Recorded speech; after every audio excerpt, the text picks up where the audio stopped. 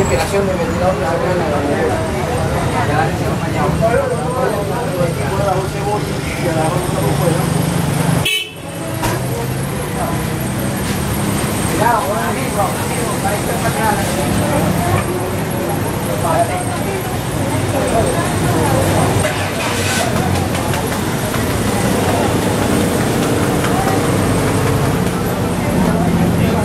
Je choisis mes bananes avec soin.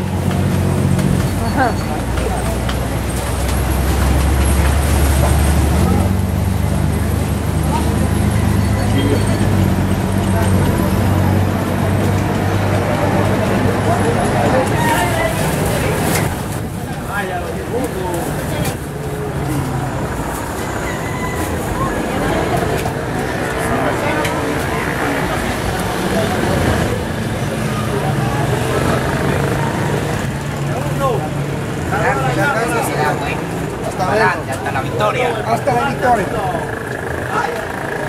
On a chaud. Hein? Ahora me tomo una gota. Vas-y, je te suis.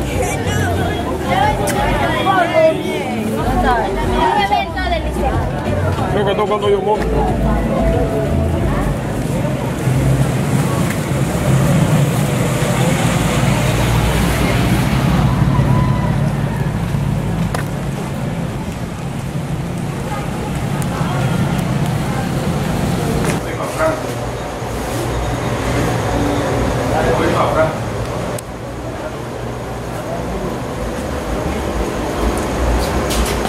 Tu as trouvé un joli chou?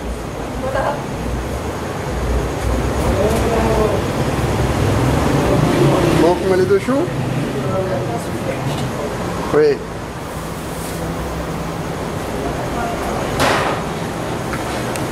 ¿Cuánto es?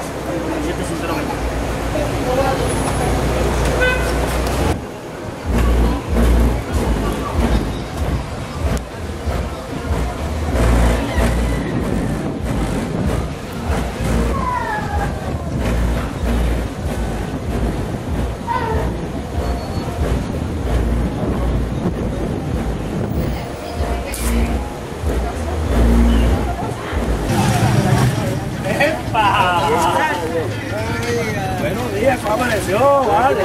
Conociendo a Margarita.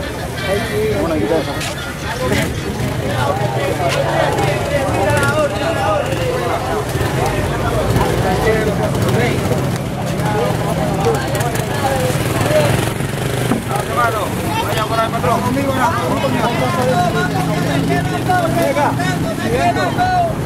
vamos, mi pueblo, que me queda todo.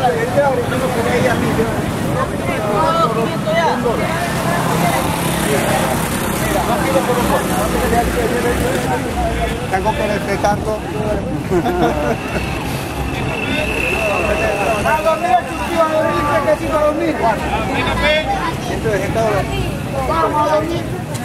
El café.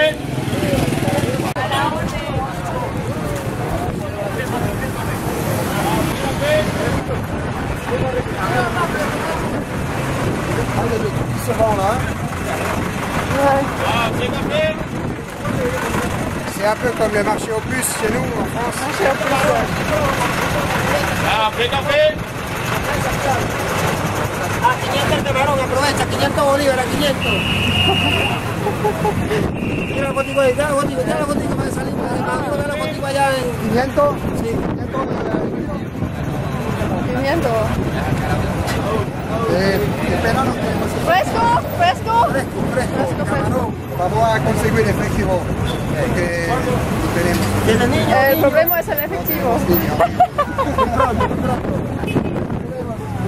Chao.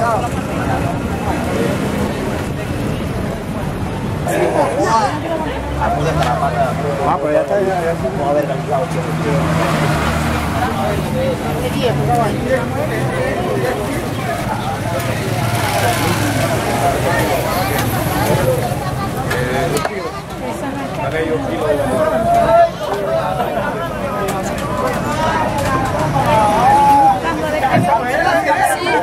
Tout en effectif. Tout en effectif, ouais.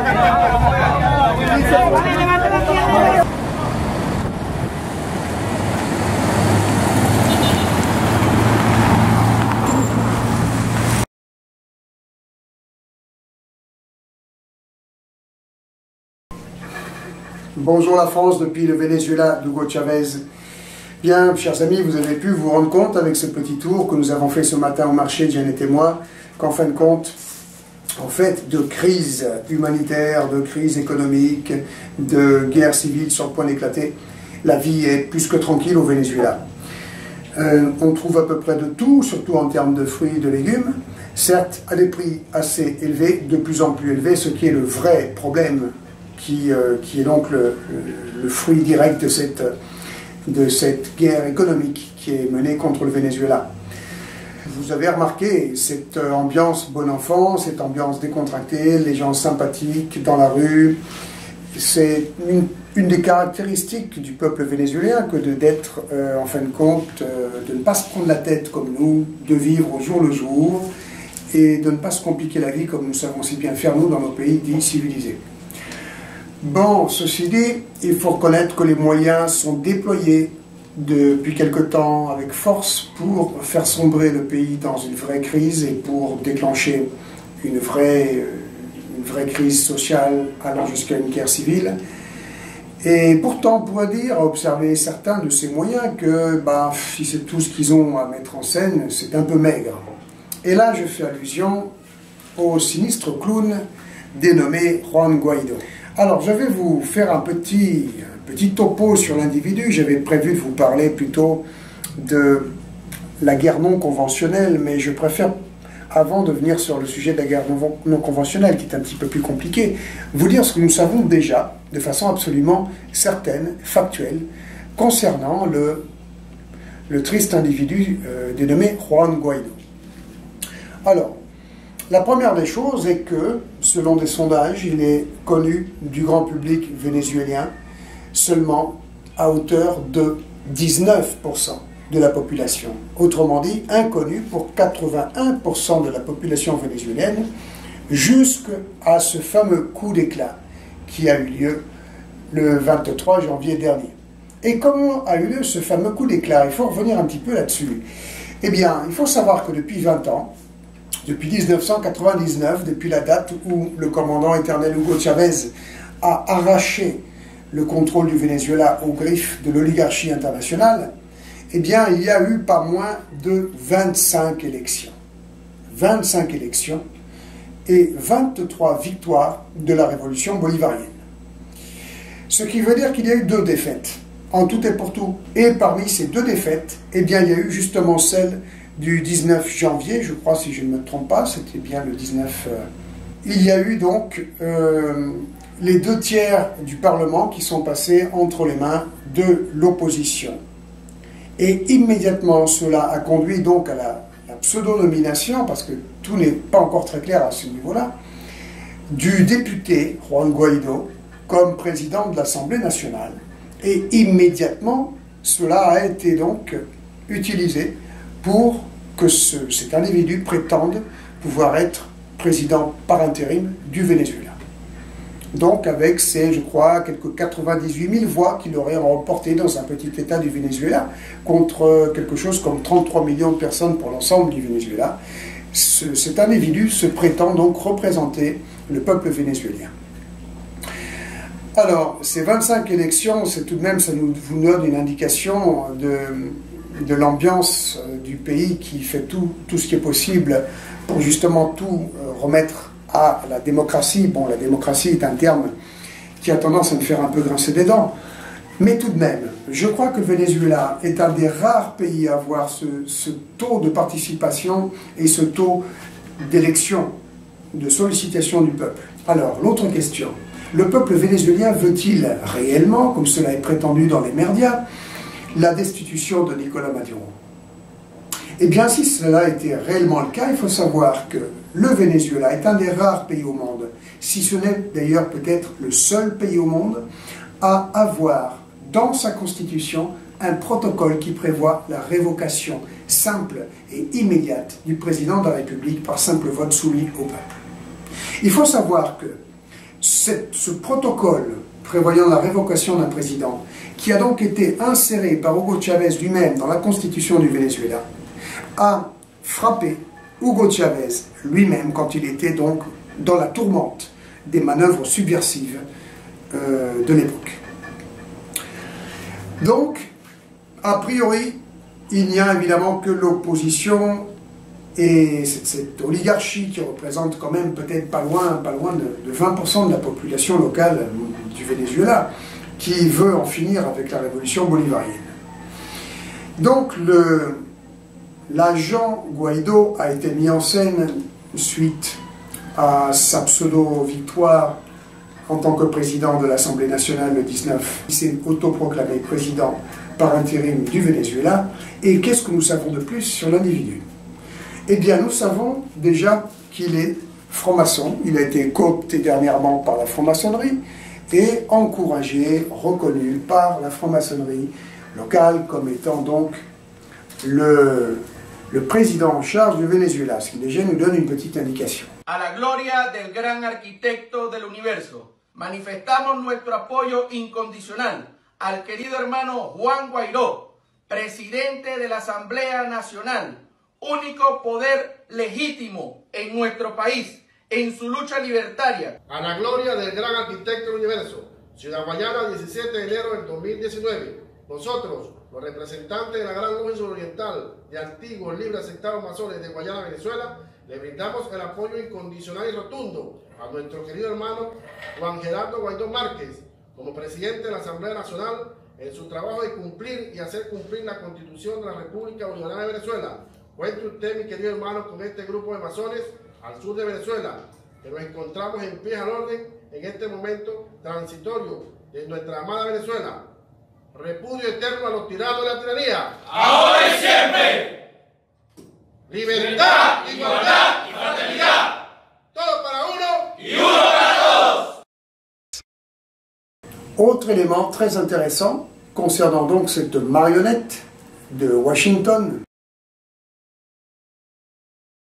Oui, marionnette de Washington, vous allez le voir, les choses sont extrêmement claires.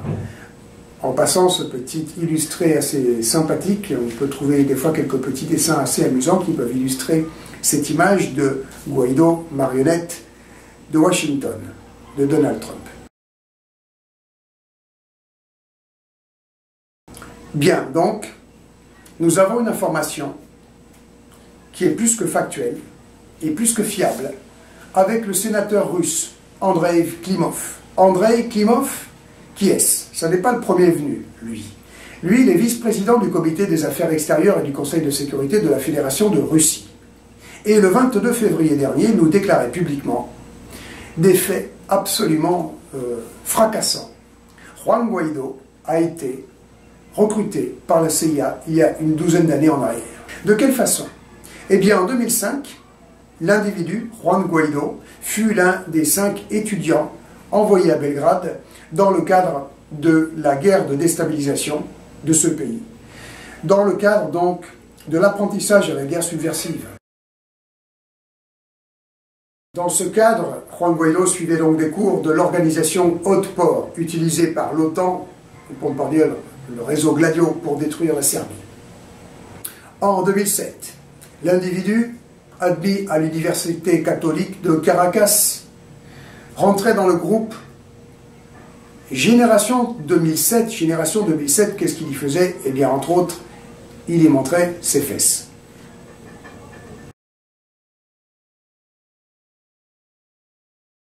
Le groupe Génération 2007 était un groupe qui avait été monté pour essayer de faire exploser des émeutes et une guerre civile en poussant donc le gouvernement et ses forces de l'ordre à bout.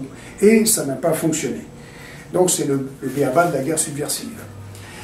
Et la même année, en 2007, l'individu, donc sortant de ce fameux groupe Génération 2007, fut intégré à l'université George Washington, et plus précisément au département de l'université George Washington, qui dispense une formation de leader subversive et de guerre à la subversion, département de l'université George Washington qui, comme par hasard, vit avec la fortune que lui concède la fondation Rockefeller, toujours les mêmes. Voilà, je crois qu'on a un petit peu fait le tour. Donc cet individu est très clairement instrument de la CIA et de Washington. Et c'est donc cet individu qui est coopté par la franc-maçonnerie qui vient brandir, entre autres, l'image du jeune leader contre-révolutionnaire ou révolutionnaire contre la révolution, on ne sait plus trop, qui serait représentatif surtout du monde indigène. Et comme nous l'appelons ici, nous, dans l'univers chaviste de la révolution bolivarienne, eh bien, cet individu, c'est l'Obama du Venezuela.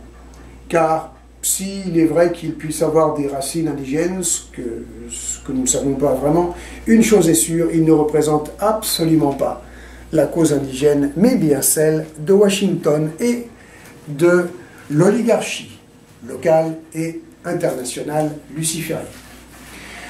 Moi, j'ai une dernière petite remarque à faire. Cet individu me fait vraiment penser aussi comme un individu sorti de sa boîte, comme un diable qui sort d'une boîte à ressort. Il a un petit côté Emmanuel Macron, vous ne trouvez pas? Voilà, moi je le vois, quand je le vois piquer ses crises, hurler là, dans ses envolées lyriques.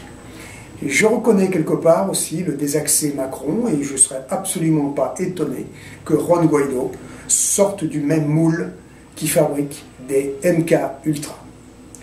Voilà, j'espère qu'avec ces petites précisions, mes chers amis, je vous ai éclairé quant à la vraie nature de Juan Guaido et au fait qu'il n'y avait aucun doute possible quant à sa manipulation, à son instrumentalisation dans le cadre d'une guerre de déstabilisation, d'une guerre non conventionnelle, menée pour détruire le Venezuela d'Hugo Chavez. Je terminerai simplement en disant que d'après moi, d'après mon analyse, l'individu en question, ce pitre, ce clown insignifiant, n'est certainement pas destiné à réellement régner sur le Venezuela. Je pense qu'il est là, un peu comme je le pense aussi pour Emmanuel Macron, comme instrument du chaos, pour permettre donc l'explosion d'une guerre civile et pour permettre une intervention militaire, c'est-à-dire une agression militaire des États-Unis sur le sol vénézuélien pour en finir avec la révolution bolivarienne. À très bientôt, mes chers amis.